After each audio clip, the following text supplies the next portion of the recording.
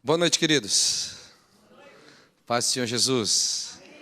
Que bom conhecer mais uma parte da minha família, família de Cristo, família da fé, família que nos faz sentir pertencentes de uma casa onde o Pai governa e certamente a gente sempre, em qualquer lugar onde vai, tem se sentido amado e abençoado.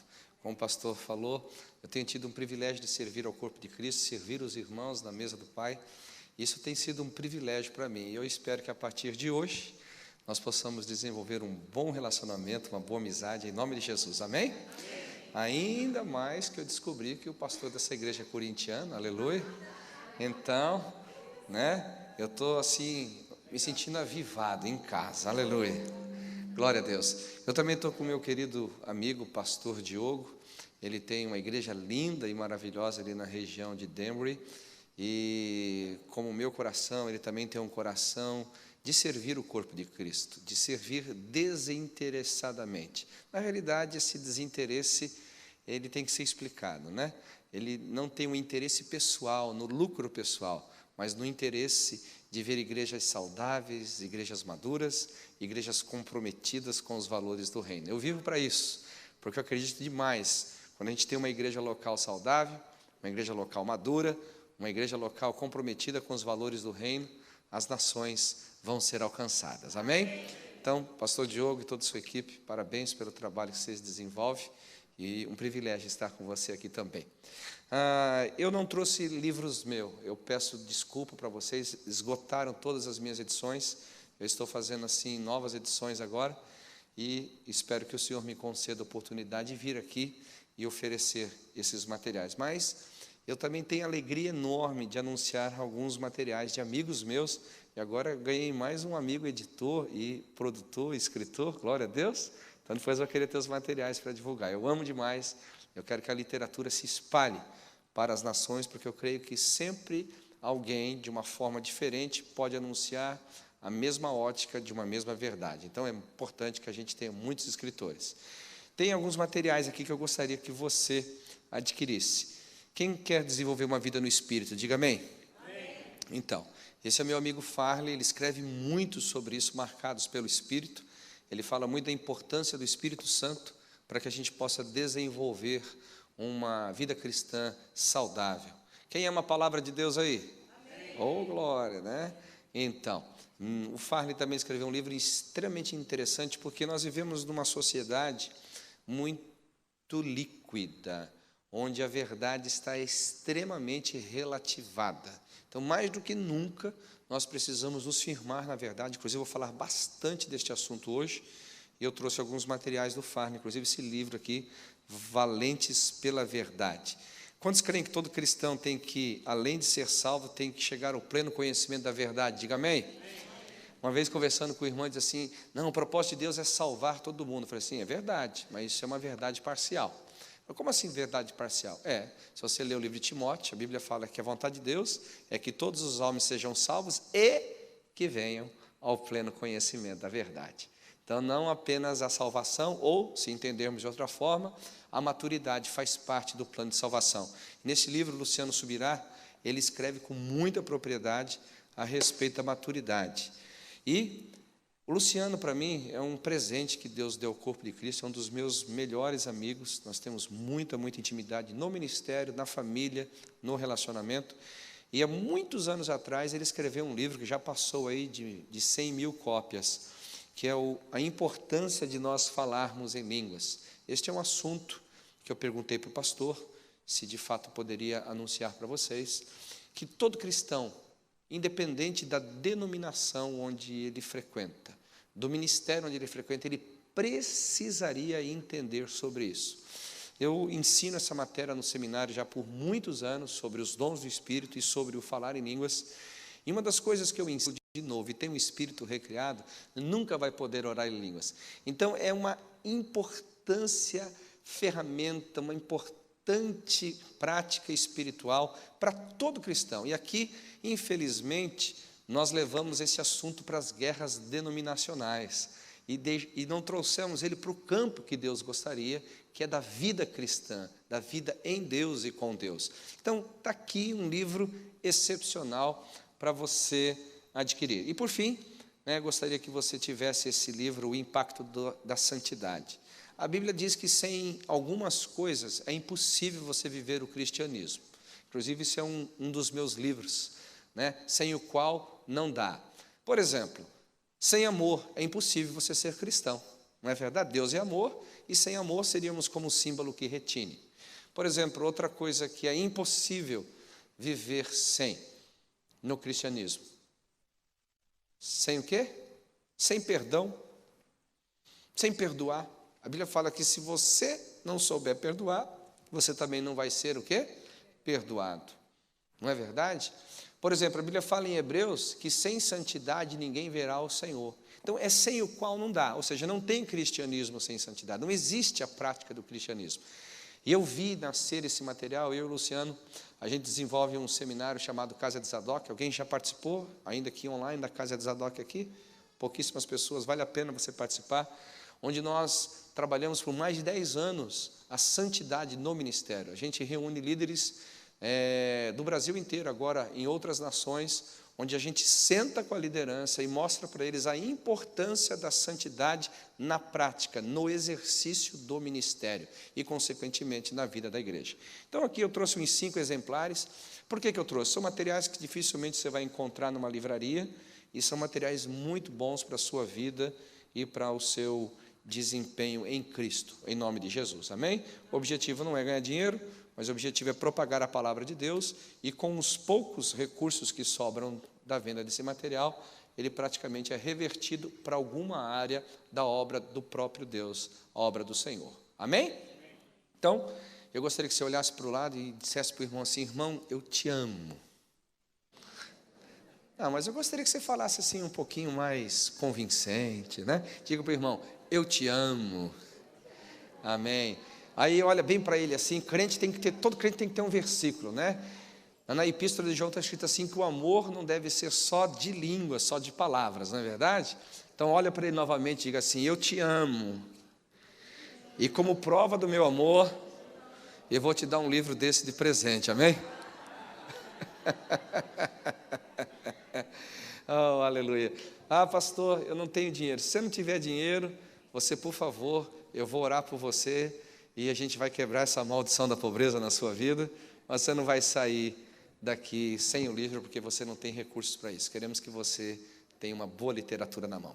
Amém?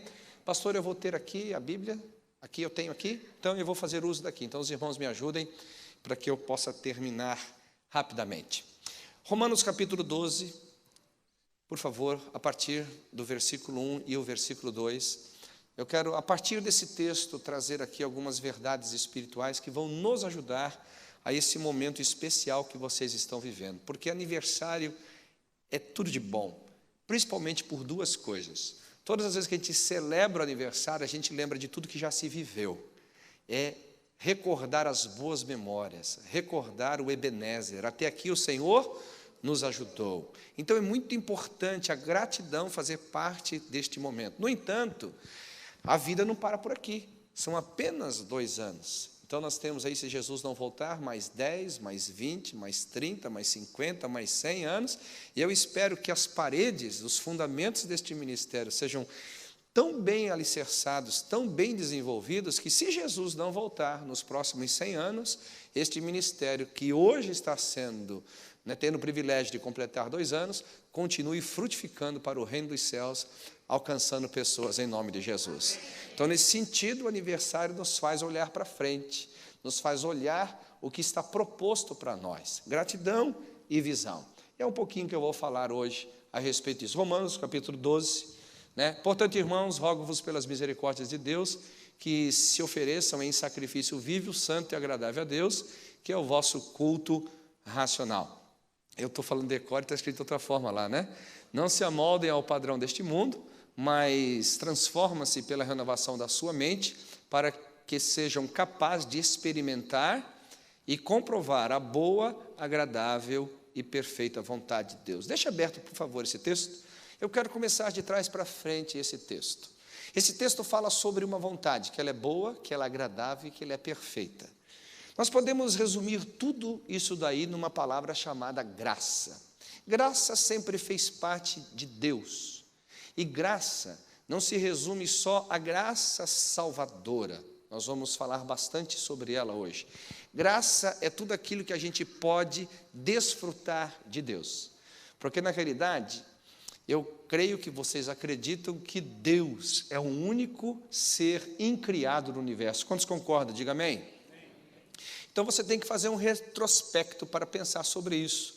Você tem que sair da Terra agora e ir para a nossa galáxia. Na nossa galáxia tem a Via Láctea, da Via Láctea você tem todo o universo, e todo o universo você tem ali o mundo incriado, ou seja, um lugar onde só existia Deus na pessoa da Trindade. Somente Ele existia, mais ninguém. A partir dele tudo veio a existir. Isso é graça. Deus não tinha obrigação de criar o universo. Deus não tinha obrigação de criar os anjos. Deus não tinha obrigação de criar nada. Gratuitamente Ele se fez ser conhecido no universo. E é interessante que em toda obra da criação tem graça, oferecendo para nós gratuitamente. Por exemplo, o sol, quando Deus o criou, Deus deu a ele uma vertente da graça. Ele oferece para nós todas as condições da vida existir por intermédio dos seus raios. Por exemplo, você vê os oceanos, as florestas, elas oferecem para nós muitas coisas, uma delas o oxigênio, gratuitamente, para que sem nenhum mérito nós possamos estar vivos e desfrutar de tudo que Deus nos deu. As próprias árvores frutíferas, nela já está a boa semente, gratuitamente ela está ali para ser reproduzida e a vida continuar. Então, na obra da criação, a gente vê a própria essência de Deus, um Deus gracioso. Tudo que faz, Ele faz sem a obrigação, mas o amor que se apresenta a favor daqueles que mais necessitam. Inclusive na queda do homem. Muitos dizem assim, mas Deus, por ter criado, tinha obrigação nenhuma de perdoar ou sequer propor a redenção ao homem. Porque o homem era responsável diante de Deus de cuidar da sua própria vida e do Éden. Voluntariamente ele tomou uma decisão errada e, consequentemente, colheu dos seus frutos. E Deus, graciosamente, veio ao encontro do homem e, neste encontro, lhe propôs uma redenção tipificada na morte do animal que cobriu a sua nudez. Esta graça salvadora foi revelada onde? Em Jesus Cristo. Se você olhar lá o livro de João, capítulo 1, versículo 14, e consequentemente o versículo 17, a gente vai perceber que Jesus Cristo veio cheio de graça e de verdade. No versículo 17 fala que Moisés trouxe a lei, mas Jesus, por meio dele, veio a graça e a verdade. Então, graça é tudo o que nós podemos desfrutar de Deus gratuitamente. Então, em primeiro aspecto, nós precisamos entender o que Deus providenciou para nós. Há uma vontade perfeita, há uma vontade agradável, há uma vontade absoluta de Deus proposta para a humanidade. E a minha percepção como ministro do Evangelho há mais de 25 anos de tempo integral, servindo ao Senhor quase 30 anos, é que, infelizmente, muitos de nós, seres humanos e também os cristãos, não estamos completamente conscientes do que o Senhor nos deu gratuitamente. Nos falta entendimento. Então, por exemplo, muitas vezes conversando com os irmãos, a gente percebe que existe a mentalidade de que Deus vai fazer alguma coisa por nós que Ele ainda já não tenha feito. Pastor, o que significa isso? Você percebe, por exemplo, alguns cristãos se esforçando, não por obras salvíficas, mas por obras espirituais, tentando ser aquilo que eles já são. A Bíblia diz em Efésios capítulo 1, versículo 3, que bendito seja Deus e o Pai do nosso Senhor Jesus Cristo, o qual nos abençoou com todas as sortes de bênçãos espirituais nas regiões celestes em Cristo Jesus. Não é verdade? Quantos de nós queremos ser abençoados aqui? Diga amém. Então, por exemplo, é o que eu estou falando. Bendito seja Deus e Pai do nosso Senhor Jesus Cristo, o qual nos abençoou com todas as sortes de bênçãos espirituais nas regiões celestes, ok? Então, quem quer ser abençoado aqui? Diga amém. Então, é isso mesmo que eu estou falando, olha só. Bendito seja o Deus e Pai do nosso Senhor Jesus Cristo, o qual nos abençoou com todas as sortes de bênçãos espirituais nas regiões celestes. Irmão, quem quer ser abençoado aí? Diga amém. Irmão, eu vou ler de novo Efésios 1. A Bíblia, você percebe como que inconscientemente há dentro de nós uma falta de entendimento do que nós já temos gratuitamente em Deus? Na realidade, a Bíblia não diz que nós seremos abençoados. A Bíblia diz que nós já somos abençoados. E eu estou pegando apenas Efésios capítulo 1, versículo 3.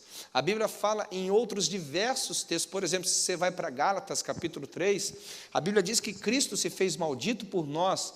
Quem crê que Cristo já veio ao mundo, diga amém. Vamos lá, eu quero que você participe, vamos lá. Amém? Amém. Glória a Deus, Ele se fez maldito por nós, por quê? Para que viesse sobre nós as bênçãos do crente Abraão. Agora eu te faço uma pergunta, Jesus vai morrer ou Ele já morreu? Jesus Cristo já se fez maldito ou Ele se fará maldito? Então, se Cristo já se fez maldito por nós, morrendo na cruz do Calvário, o direito de todas as bênçãos do crente Abraão já nos assiste hoje. E, na realidade, a nossa concepção em ser filho de Deus, em viver como filho de Deus, ela não está, e eu acredito que não deve estar no coração dos evangélicos por mérito no sentido salvífico, mas às vezes está no mérito da performance espiritual. Nós queremos fazer coisas para Deus que nos dá o direito de nos sentirmos, abençoados pelo Senhor. Eu te pergunto, será que este é um conceito bíblico? Não. Então você percebe que esse texto fala a respeito de uma vontade de Deus boa, perfeita e agradável, que está ao alcance de todos nós. Você não precisa fazer força para Deus te querer o bem. Você não precisa convencer Deus para Ele querer o teu bem. Você não precisa convencer Deus para ser gracioso para você. Você não precisa convencer Deus para que Ele pense o melhor sobre a sua vida. Isso é uma forçação em relação ao próprio Deus. Eu me lembro certa vez que eu estava orando e Deus perguntou: Marcelo, por que você gasta tanto tempo da sua oração tentando me convencer para eu trabalhar em seu favor? E eu falei: Deus, sabe de uma coisa? Eu não sei, porque nunca ninguém perguntou isso para mim. E se eu tivesse que responder a coisa assim, bem diretamente, é porque todo mundo faz. Desde que eu vim na igreja, estou vendo as pessoas gastarem horas e horas, Deus me abençoa, Deus abençoa aqui, Deus abençoa lá, Deus isso, faz aquilo, etc. e tal. E Deus falou comigo: na realidade, a aplicação dessa verdade precisa ser mudada. Em Cristo, meu filho, em Cristo, eu já abençoei a humanidade. Em Cristo, eu já abençoei os seres humanos. Eu perguntei: mas Deus, por que então que muitos não conseguem entrar nessa dimensão da bênção e ao ponto deles se sentirem não abençoados? Aí Deus me levou para o livro de Gênesis. E aqui eu quero que você entenda um pouquinho sobre o paralelo de Gênesis ali no Éden e o paralelo da cruz do Calvário. O homem foi criado em que dia mesmo? Se eu não me engano, no sexto dia, não é verdade? Primeiro dia houve luz, no quarto dia separação pelo governo do sol e da lua, de noite e dia, e no sexto dia Deus criou o homem. No sétimo ele descansou. Aqui há toda uma verdade espiritual por trás disso, porque o homem não foi para o descanso porque estava cansado. O homem foi para o descanso, para o desfrute. Por que ele foi criado no último dia? Ele foi a última obra da criação, porque ele já foi estabelecido no ambiente onde tudo já estava pronto. Ele tinha que entrar no governo, ele tinha que entrar para reinar sobre aquilo ali. Quando então criado o homem, Deus dá para ele o governo. Olha, você vai cuidar do Éden, você vai lavrar o Éden, deu para ele missão. E a partir do Éden você vai se multiplicar e vai encher toda a terra. Então o que o homem tinha que fazer para desfrutar?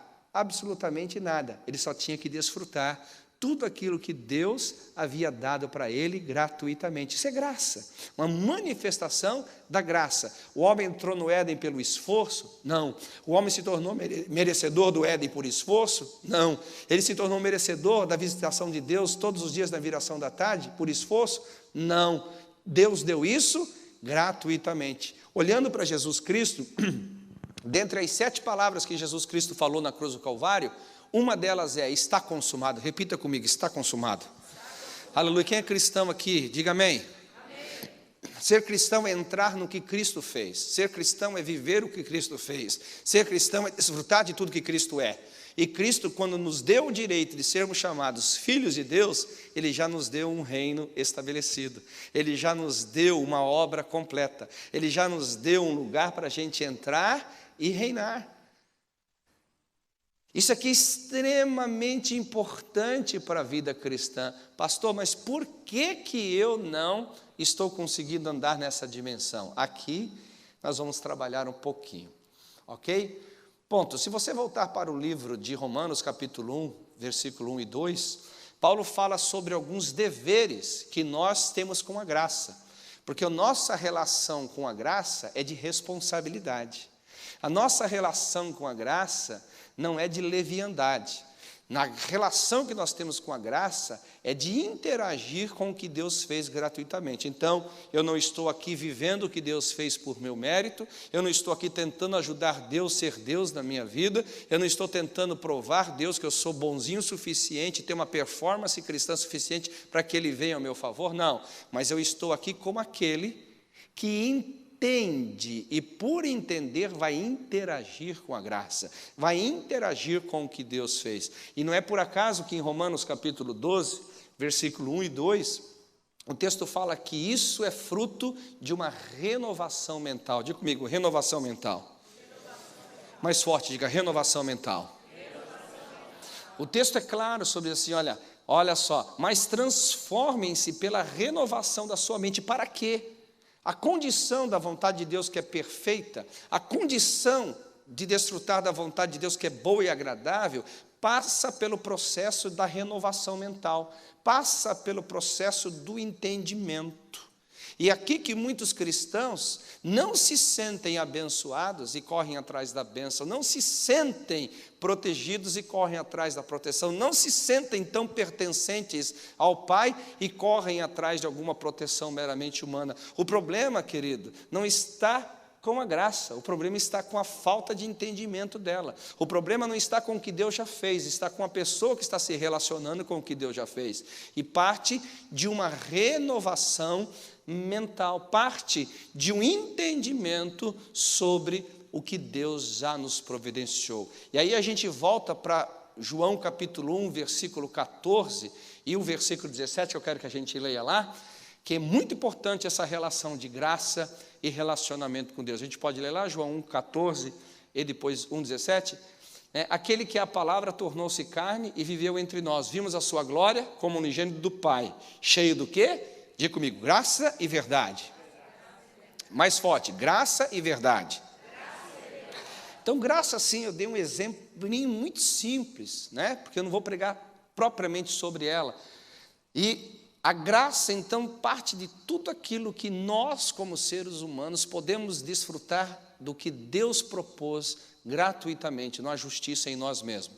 Versículo 17 diz, pois a lei foi dada por intermédio de Moisés, mas diga comigo, graça e verdade vieram por intermédio de Jesus Cristo. Então, você vai perceber nas Escrituras que a graça e a verdade caminham juntos. Não só um favor que é dado gratuitamente à humanidade, não é para o crente, viu, irmão? Graça não é para o crente, graça é para a humanidade.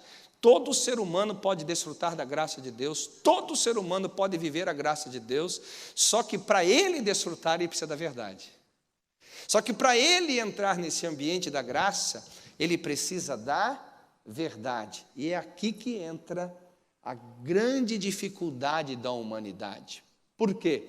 Porque desde o começo da nossa criação, nós tivemos sérios problemas de permanecer na verdade. Seríssimos problemas de permanecer na verdade. Por exemplo, a Bíblia fala no livro de Gênesis, capítulo 2, que Deus, quando criou o homem e a mulher, deu para eles mandamentos. Não deu para eles mandamentos dizendo, olha, de todas as árvores que estão no jardim, você poderá comer dessas árvores livremente. No entanto, a árvore que produz o fruto do conhecimento do bem e do mal, dela não comerás, porque no dia em que comerdes, certamente morrerás. Você percebe que Deus queria que a graça do Éden, aquele favor que o homem recebeu imerecidamente, fosse vivido de forma responsável, fosse vivido de forma interativa. Enquanto o homem permanecesse na verdade, ele ia desfrutar de tudo que lhe foi dado gratuitamente. Enquanto o homem andasse na verdade, ele desfrutaria de todo o favor de Deus. E a gente sabe que isso não foi verdade. Todos nós sabemos que em algum momento da história, Adão e Eva trocaram a mentira do diabo pela verdade de Deus. Trocaram o engano de Satanás pela verdade de Deus. E isso é aplicável nos dias de hoje, porque inclusive o apóstolo Paulo em suas cartas disse: eu tenho medo, tenho pavor, de que da mesma forma que Eva foi enganada pela serpente, muitos de vós também sejam enganados. O espírito do engano continua operando hoje, à semelhança do que operou no Éden. Você percebe que Adão não foi poupado da verdade, Eva não foram poupados da verdade, e neles então não andaram nessa verdade. Consequentemente, o que aconteceu com eles? Há um paralelo nisso no capítulo 3 de Gênesis, eu quero que vocês prestem bastante atenção aqui. A Bíblia fala que a maldição da mulher foi conceber com dores de partos, a maldição sobre a terra seria produzir espinhos e cardos, a maldição do homem era o quê? Do suor do seu rosto comeria seu pão, e ele se tornaria pó, porque ao pó foi tomado lá, voltaria. E qual foi a maldição da serpente? Foi rastejar sobre o seu ventre e comer pó. Preste atenção nessa analogia. A serpente está relatada no livro de Apocalipse como a antiga serpente, o dragão, Satanás. Deus não está falando para a cobra propriamente dito. Ele está falando com o mundo espiritual, está falando das regiões espirituais. Então, o homem que perdeu a palavra de Deus, o homem que não andou pela verdade de Deus e a trocou pela mentira de Satanás, espiritualmente ele é poeira, comida do diabo. A Bíblia fala no livro de Pedro: olha, cuidado, o leão, ele está ao vosso derredor procurando alguém que possa tragar. Quem é que possa ser devorado por Satanás? Unicamente, exclusivamente aquele que não anda na verdade. Então, a verdade é extremamente importante para o desfrute da graça, para desfrutar o que Deus gratuitamente nos deu, gratuitamente nos concedeu no amado. E nós precisamos, então, mais do que nunca, aqui tem vários textos que poderiam nos falar sobre isso. Muitos deles, por exemplo, o livro de Colossenses, falam que eles trocaram a verdade de Deus pela mentira. Jesus, no livro de Marcos, capítulo 7, diz assim: olha, vocês invalidam a palavra de Deus por vossas próprias tradições. Então a questão aqui, irmãos, não é simplesmente ser exposto à verdade, a questão é se firmar na verdade. Isso é uma coisa extremamente distinta uma da outra. Por exemplo, a Bíblia fala no livro de João, capítulo 8, em livro de João, quando fala sobre Jesus, falando a respeito de, de Satanás, que ele era o pai da mentira, porque ele nunca se firmou na verdade. Olha que palavra forte, nunca se firmou na verdade. A questão é que Satanás, hoje, antigo Lúcifer, outrora, ele sempre tinha a verdade diante dele. A questão de você ter a verdade e se firmar nela é outro universo. A questão de você ouvir a verdade e andar na verdade não se misturam como deveriam se misturar. Às vezes são opostas entre si. O próprio autor, Tiago, em suas epístolas, disse: o homem que contempla a palavra e não a cumpre é como aquele que se olha no espelho e vê seu rosto natural.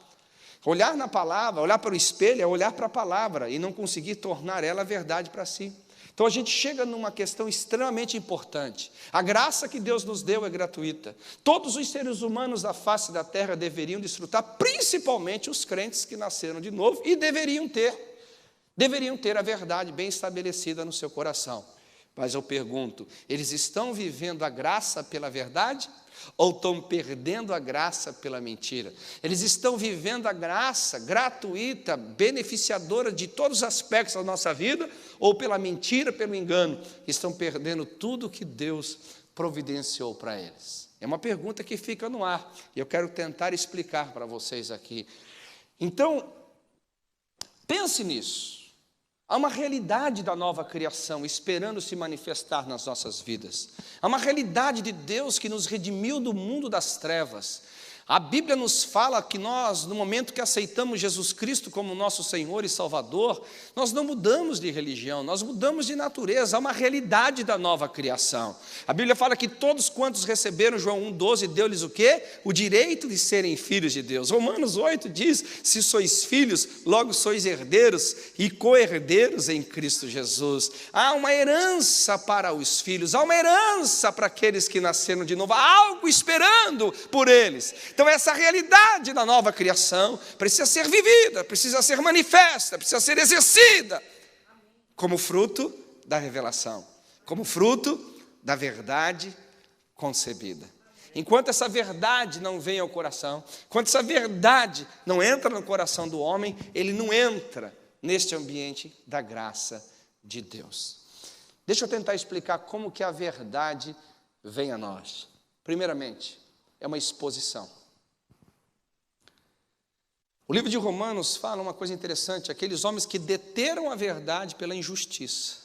Então, olha a importância que nós, como líderes, temos de falar a verdade. Porque aqueles reteram a verdade pela injustiça. E por isso eles se tornaram reprovados diante de Deus. Por eles terem reprovado, negligenciado a verdade de Deus, Deus também os lançou a um sentimento reprovável para cometer toda sorte de impurezas. Tudo porque não se relacionaram bem com a verdade. Então a exposição da verdade é extremamente importante. Eu, como pregador, a minha função é ser um expositor da verdade líquida, não, da verdade humana, não. O apóstolo Paulo fala que a pregação dele não consistia em palavras persuasivas de sabedoria humana, mas sim palavras do Espírito, pelo Espírito, para que a vossa fé, a fé da igreja, não estivesse firmada na sabedoria do homem, sim no poder de Deus. Paulo vivia num contexto grego, onde era extremamente regado pela filosofia, pela mentalidade humanista da época. Mas ele disse, não, a minha verdade não é líquida, a minha verdade é absoluta. A minha verdade não é relativa, a minha verdade é absoluta, porque ela parte do fundamento estabelecido por Deus. Então, o primeiro aspecto é a exposição da verdade. E ai de nós como igreja, ai de nós como povo de Deus, se não formos guardiões da palavra. Certa vez uma pessoa discutiu comigo no seminário, fui professor de seminário há muitos anos, ele disse assim, mas Jamal, a igreja está aqui para cumprir a palavra. Assim, é verdade, mas isso é uma verdade parcial. Eu falei assim, por quê? Porque antes de cumprir, o grande papel da igreja é guardar. Jesus fala sobre guardar mandamentos.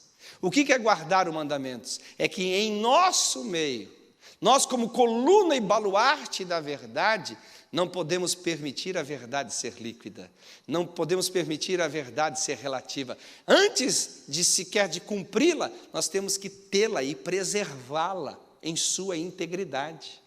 Então, no momento que a igreja local, um ministro do evangelho, começa a ser líquido, começa a ser relativo, começa a andar não mais nos absolutos de Deus, não expondo essa verdade à sua congregação, àqueles que estão debaixo da sua influência, ao invés de fazer um favor à graça, ele faz um desfavor. Ao invés de servir as pessoas, ele faz um desserviço para o propósito de Deus. E nós, na geração que vivemos, temos que estar muito atentos. Talvez os próximos anos que virão são muito importantes para trabalharmos dentro desse conceito, dentro desse valor aqui.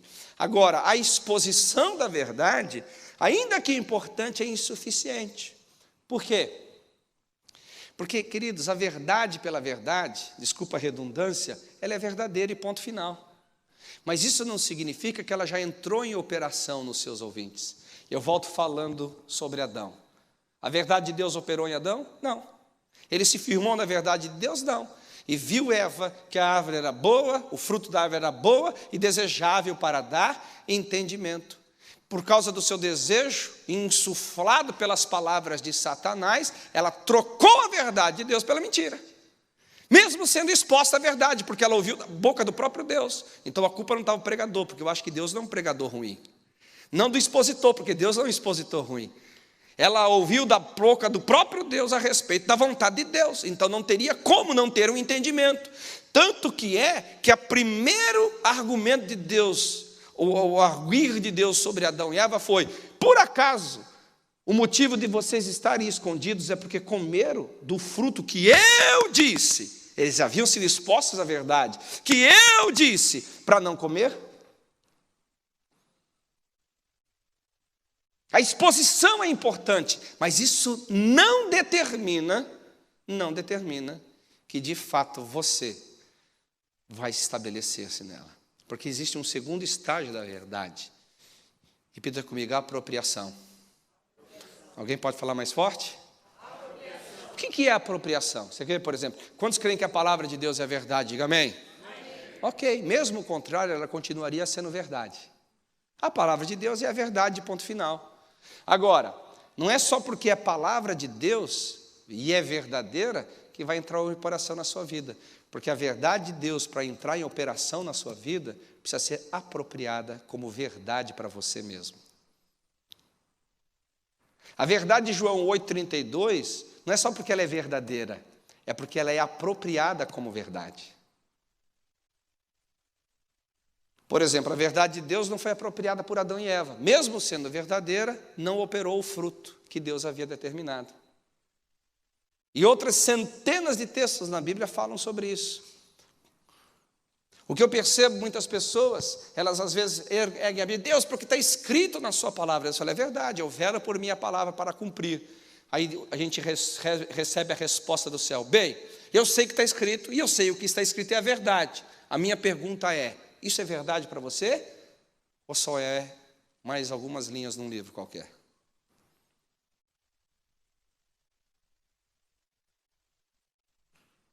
Para que nós entremos no que Deus providenciou gratuitamente por nós, não há esforço humano, não há justiça humana, não há nada que você possa fazer que torne a sua vida, no sentido de autojustificação mais aceitável para Deus. Mas há necessidade de entendimento, a necessidade de revelação e apropriação disso. Enquanto a verdade de Deus não for verdade para nós não entramos na operação. Nós não entramos no desfrute desta verdade. Nós não entramos no poder transformador desta verdade. Aí entra um terceiro nível. A verdade agora é minha. Não é só mais uma verdade bíblica, é uma verdade bíblica para mim. É uma verdade bíblica onde eu fundamento a minha família. É uma verdade bíblica onde eu fundamento o meu ministério. É uma verdade bíblica onde eu fundamento a minha empresa, os meus negócios, onde eu fundamento o proceder dos meus pensamentos e das minhas palavras, ok? Aí sim eu vou começar a entrar na esfera absoluta da verdade. E conhecereis a verdade, e vou me apropriar da verdade, e quando eu praticar a verdade, eu sou livre. A prática da verdade é o que de fato vai fazer você desfrutar tudo o que a verdade lhe promete. Tudo o que a verdade lhe dá de acesso à graça. Tudo o que a graça lhe foi dada sem esforço depende de como você se relaciona com a palavra de Deus, de como você se relaciona com a verdade de Deus, como que você se relaciona com o que saiu da boca do Senhor. Quando Deus provou as pessoas no deserto, aquele povo enorme, Ele disse, te dei pão e te deixei passar fome. Havia uma prova por trás daquelas circunstâncias, e a prova era para ver se guardarias ou não a palavra do Senhor no teu coração. A dimensão do nosso milagre, a dimensão do quanto nós desfrutamos da graça, depende exclusivamente do nosso entendimento sobre ela, da nossa apropriação desse entendimento e da prática desse entendimento. Vocês querem ver uma coisa interessante? A parábola do semeador traz para nós instruções poderosas em relação a isso. Abra comigo lá, Mateus capítulo 13, versículo 19, por gentileza. Quem está sendo enriquecido pela palavra do Senhor aqui, diga amém. Amém. Mateus 13, 19, diz assim, quando alguém ouve a mensagem do Evangelho e não a entende. Olha que interessante, O que acontece quando não entende? Vem o maligno e rouba o que foi semeado no coração. O que é esse ouvir e não entender? Não se apropriou. A gente confunde Romanos capítulo 10, versículo 17, que o ouvir é escutar. Não, o ouvir para Deus é entender. O ouvir para Deus é compreender. O ouvir para Deus é estabelecer-se neste fundamento que a palavra cria dentro de nós. Quer ver o versículo 23? Se eu não me engano, 23. Vai lá. 13, 23, se eu não me engano. Mateus 13. Está lá? Porquanto a semente que caiu em boa terra, esse é o caso daquele que ouve a palavra e a entende.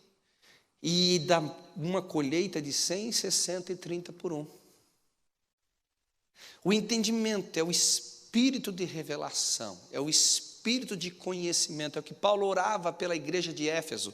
Ele orava pelo Senhor, dê a eles olhos do entendimento abertos. Senhor, dê a eles espírito de revelação e sabedoria. Dê a eles entendimento, dê a eles o espírito, Senhor, de inteligência espiritual, para que eles compreendam a altura, a largura, a profundidade do seu chamamento em Cristo Jesus. Senhor, dê a eles o espírito de revelação.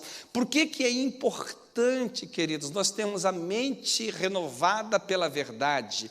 Repita comigo, por gentileza: os meus pensamentos governam a minha vida. Então, tudo que eu faço na minha vida é fruto do que eu estou pensando. Tudo do que eu sinto na minha vida são frutos dos meus pensamentos. Tudo, absolutamente tudo está baseado no quê? Numa mentalidade ou num paradigma. Para que eu, então, entre nessa graça proposta por Deus a mim, essa graça que eu não preciso mais pedir para Deus fazer, porque já está feito, já está determinado no céu. Deixa eu dar um exemplo sobre isso mais claro. No momento que você aceita Jesus como seu Senhor Salvador, eu aceitei Ele há 30 anos atrás, mas Jesus morreu há 2000 anos atrás. O que eu fiz há 30 anos atrás? Jesus teve que morrer por mim novamente? Não, eu simplesmente entrei em algo que já estava feito. E como é que eu entrei nisso? Porque a verdade da palavra se tornou verdade para mim. Qual a verdade? Eu descobri que eu era um pecador miserável e que devido ao meu pecado eu estava indo para o inferno, mas eu também descobri que a graça salvadora do Senhor Jesus Cristo fez com que Ele cumprisse a justiça que existia na lei, para que por intermédio da sua justiça fosse aplicada, imputada a mim a sua justiça. Então por Ele eu sou salvo. Essa verdade entrou no meu coração há 30 anos atrás e ela tem se tornado e tem sido verdade para mim até hoje. Mas Jesus não teve que fazer nada daquilo que Ele já não havia feito, nada do que Ele já não havia realizado. Eu só entrei no gozo desta graça, eu só entrei na manifestação desta graça, quando o Espírito da verdade abriu meu entendimento, quando o Espírito da verdade revelou para mim sobre Jesus Cristo. A mesma coisa hoje, em todas as áreas, Jesus disse: está consumado, não há nada que Deus já não fez. Agora, tudo isso depende da renovação do nosso entendimento. Por quê? Porque nós temos que entender o seguinte: no momento que eu tenho uma mentalidade equivocada, eu vou ter comportamentos equivocados. E se eu crer que eu vivo no mundo aberto, as minhas decisões afetam o meu destino. As minhas decisões afetam a minha vida. Ainda que Deus tenha um plano perfeito para mim, há nele também uma escolha. E essa escolha pode ser boa ou ruim. Adão escolheu o quê? A coisa ruim. Deus falou assim: eu proponho a vida e a morte, a bênção e a maldição. Eu te aconselho, escolha a vida, escolha a bênção. Uma proposta de Deus. O Espírito Santo está ali para nos ajudar, nos revelar a verdade, mas a decisão nunca vai ser do Espírito, a decisão nunca vai ser de Deus, a decisão vai ser nossa. A do ser humano de decidir pela verdade, a do ser humano de decidir pela verdade de Deus. Não apenas decidir, mas se apropriar, não apenas se apropriar, mas vivê-la, praticá-la, ter o governo da verdade em todos os nossos atos. Ter o governo da verdade em todos os nossos falar, nosso pensar, nosso agir. E você vai perceber que a Bíblia, ela está repleta de exemplos onde a verdade foi dita, a verdade foi exposta, mas não foi apropriada. Consequentemente, as pessoas não andaram nela e perderam o favor de Deus. Constantemente. Então nós temos que parar para pensar sobre isso. Espera um pouquinho. O quanto a verdade, de fato, é verdade para mim? O quanto essa verdade eu estou me apropriando dela? E o quanto nesta apropriação eu estou vivendo pela verdade? Olha que interessante, você lê o livro de Gálatas, a Bíblia fala sobre Pedro. Paulo teve que advertir Pedro, por quê? Porque o comportamento de Pedro não era de acordo com a verdade do Evangelho, está escrito lá em Gálatas. Não era de acordo com a verdade do Evangelho. Por que Paulo não chamou Pedro para ter uma conversa politicamente correta no canto? Por que Paulo teve que expor Pedro publicamente? Irmãos, existem situações em que nós estamos inseridos que não dá para ser no secreto. Porque se você tem um comportamento público que determina a boa vivência das pessoas, e aquilo está errado, está completamente fora do padrão do Evangelho, não adianta você chamar isso no secreto. Porque a exposição foi pública, e a advertência tem que ser pública, corrigindo o comportamento. Corrigindo a forma errada de que aquela pessoa influenciou o corpo de Cristo. Influenciou as pessoas que deveriam andar na verdade e agora não estão andando porque pela injustiça eles estão retendo a verdade de Deus. Então, às vezes o nosso teologicamente, politicamente correto não serve para ser e viver como igreja. E é meio doído isso, porque nós queremos ter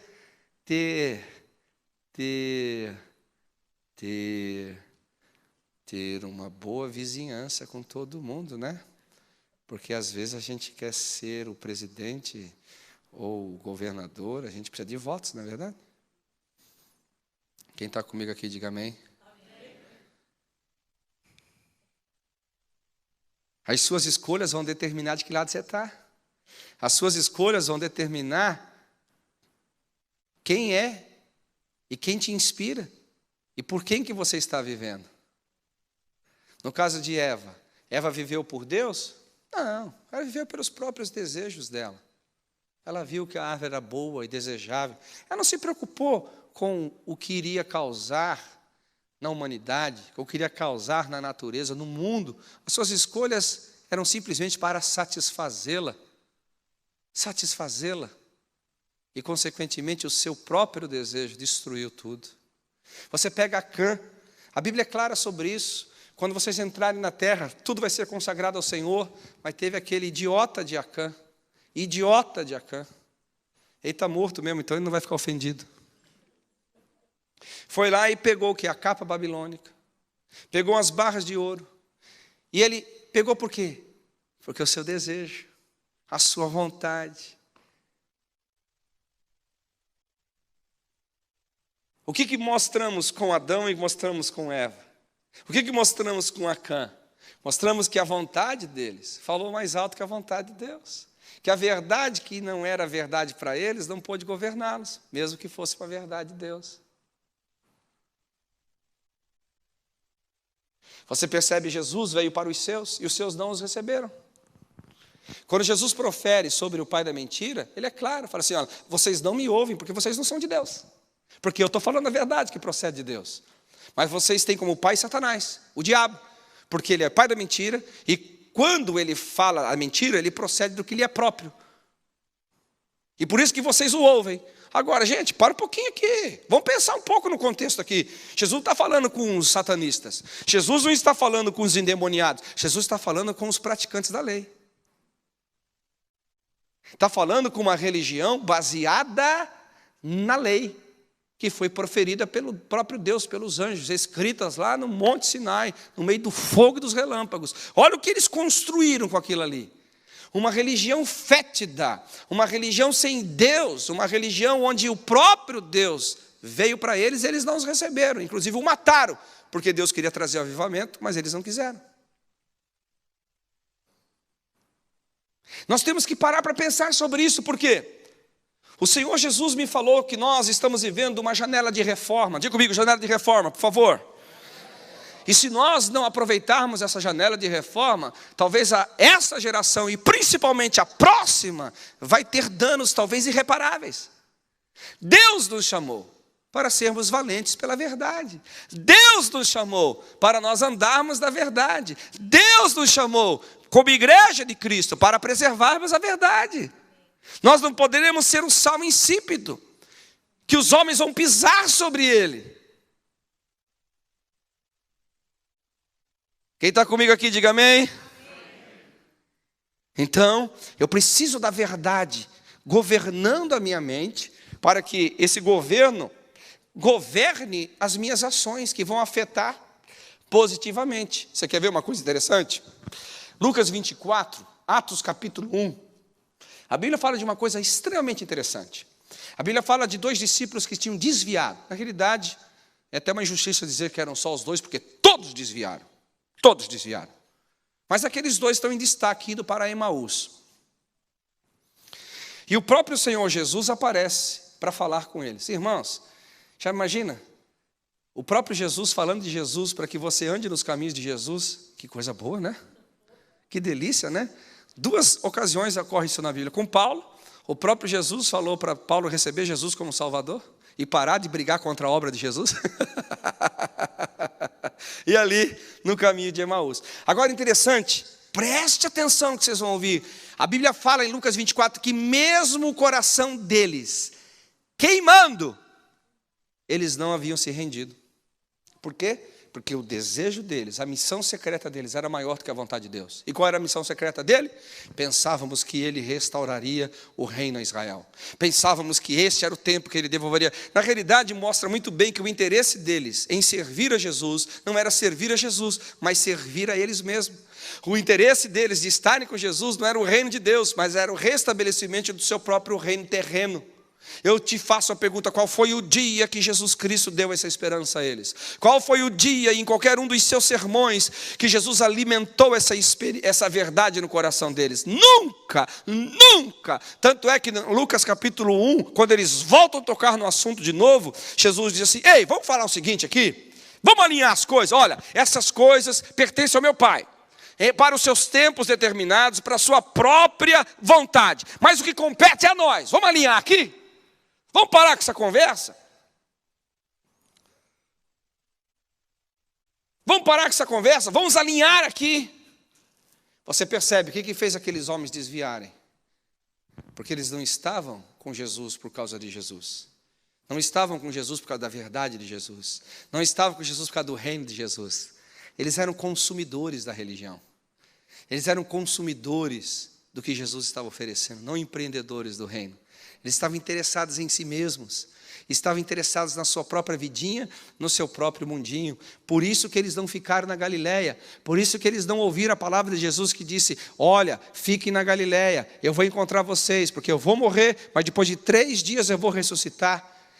Quando a verdade não é verdade para você, mesmo proferida pela própria boca de Deus. Quando a verdade não é verdade para você, mesmo estando escrito na Bíblia, ela não pode guiar os seus passos. A Bíblia fala aqui, lâmpada para os meus pés e luz para o meu caminho. Ele está falando sobre governo da palavra. Não é só uma palavra que você lê, não é só uma palavra que você sabe que está escrito, mas é uma palavra que se tornou verdadeira ao ponto de conduzir as suas ações, ao ponto de conduzir os seus comportamentos, ao ponto de conduzir a prática da existência, onde vai te levar para esse ambiente chamado graça. Ali na graça não tem falta, ali na graça só tem abundância, ali na graça só tem graça, ali na graça só tem bênçãos, ali na graça só tem favor, ali na graça só tem vitória, ali na graça só tem a vida de Deus. Esperando que os seus comportamentos não te levem para fora da graça, mas para dentro. Não tiver a viver alheio à graça, mas a favor e beneficiado por ela.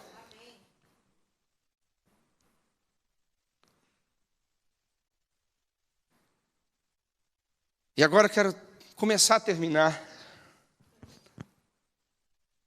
e falar para vocês mais 2 assuntos aqui. Primeiro, por que eu estou pregando sobre isso? Em primeiro lugar, porque vocês, há 2 anos atrás, foram levantados como igreja. Quem é a igreja de Cristo aqui? Diga amém. Então vocês foram chamados para quê? Muito mais do que para se juntar com pessoas, muito mais para estarem reunidos nesse prédio lindo e maravilhoso.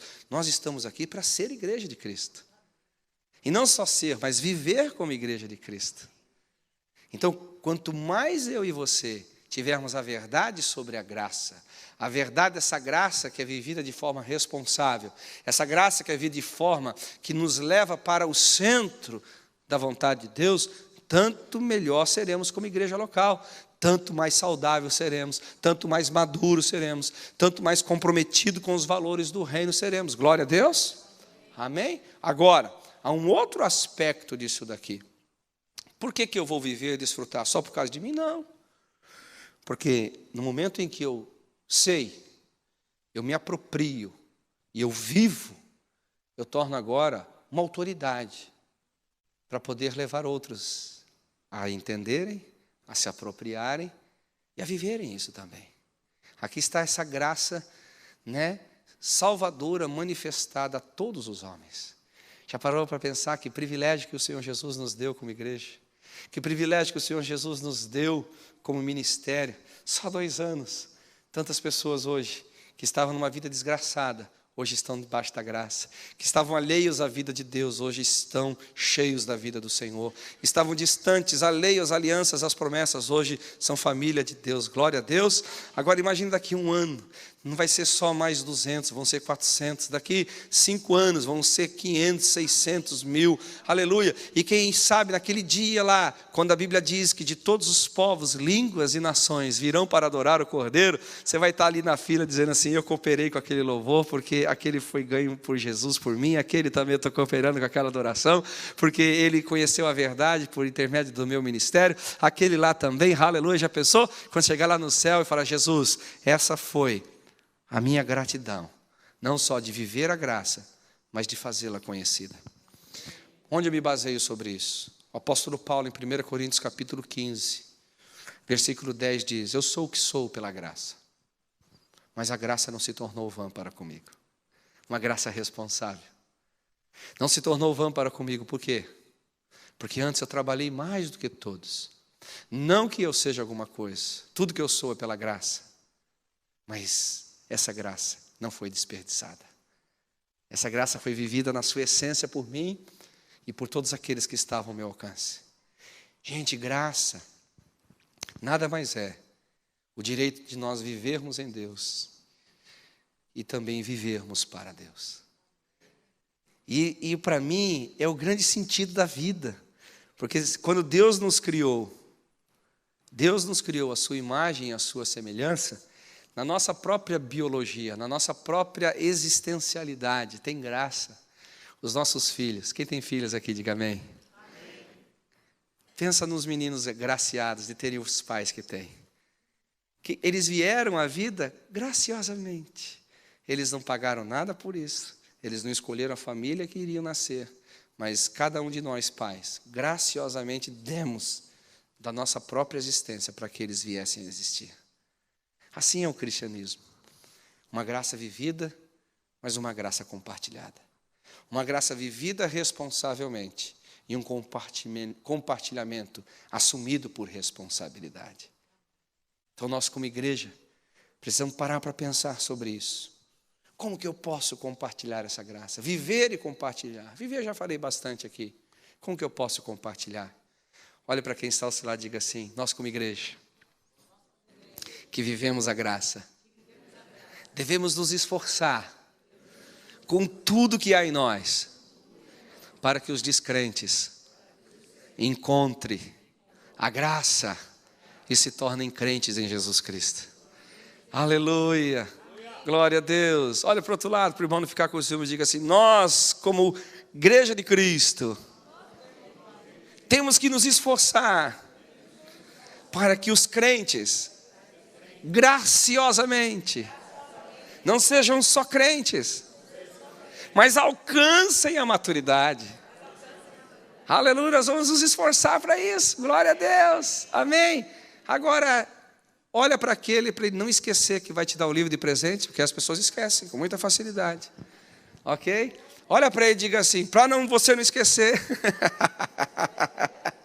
diga assim, nós que vivemos a graça, nós vamos graciosamente nos doar para que os crentes maduros desenvolvam os seus ministérios e assumam liderança. Então, quando nós, como pessoas, desfrutamos da graça de Deus, porque recebemos a verdade que nos mantém, que nos dá direito, que nos preserva, que nos guarda, que nos beneficia, e agora, como igreja que somos em Cristo, vivemos para levar os descrentes à crença, levar os maduros, os crentes à maturidade, e os maduros à liderança. O que a gente está fazendo? Valorizando a graça de Deus, valorizando os dons que há sobre cada um de nós aqui, valorizando a vida do Senhor que está aqui derramada. Então os próximos anos nos esperam. Os próximos anos estão batendo a nossa porta dizendo: ei, há muita graça para ser derramada aqui. Ei, há muita graça para ser manifestada aqui. Ei, há muita graça para ser conhecida aqui. Há uma vontade de Deus. Há uma vontade de Deus que é boa, que é perfeita e que é agradável, que é conhecida por cada um de nós e que vai ser conhecida por outros a quem nós vamos levar essa verdade. Queridos, eu estou muito feliz em poder compartilhar essa verdade com vocês, porque eu tenho no meu coração, de que Deus os estabeleceu para coisas grandes, que Deus os estabeleceu para realizações formidáveis, que Deus os estabeleceu para um tempo de restauração de corações, para um tempo de restauração de famílias, um tempo de restauração de pessoas, sonhos. Quando eu estava orando, eu senti isso forte no meu coração, muitos sonhos. Alguns de vocês chegaram aqui assim, desacreditados de vocês mesmos, desacreditados de todos os ministérios e todos os potenciais de Deus na vida de vocês. Mas há uma graça, há um favor de Deus aqui, reconstruindo esses sonhos, reconstruindo esse chamado, reconstruindo essa paixão pelo Senhor, reconstruindo essa vida em Deus, para o benefício da sociedade. Mas se lembre disso, depende inteiramente da graça e depende inteiramente de como você interage, de como você entende, vive, aplica e leva essa graça por onde quer que você for. Eu gostaria de fazer uma oração por você essa noite. Uma oração em 2 sentidos aqui. A primeira é: eu precisaria tanto ter esse espírito de revelação, esse espírito de entendimento sobre a graça do Senhor. Eu quero me ver nele, eu quero me entender nele, eu quero saber a realidade dessa nova criação, que está um assunto importantíssimo, pastor, importantíssimo para a gente trazer para a igreja. E que o Espírito da verdade então entre no meu coração. Esse é o primeiro apelo que eu faço. Você clamar por isso. Pedir para Deus abrir os olhos do seu entendimento, para que toda mentira que é tida como verdade caia por terra da sua vida, em nome de Jesus. Que todo engano que foi atrofiando a sua mente por anos, não mais atrofie. Pelo contrário, que o Espírito de sabedoria e de revelação quebre esse domínio e que você entre numa dimensão do sobrenatural, em nome de Jesus. Aleluia. Amém? Amém? E o segundo aspecto é: Senhor, me torne instrumento da graça aos meus amigos, aos meus colegas de trabalho, àqueles que estão ao meu alcance. Permita que eu seja gracioso com eles, levando a verdade do reino, a verdade transformadora. Em nome de Jesus, amém?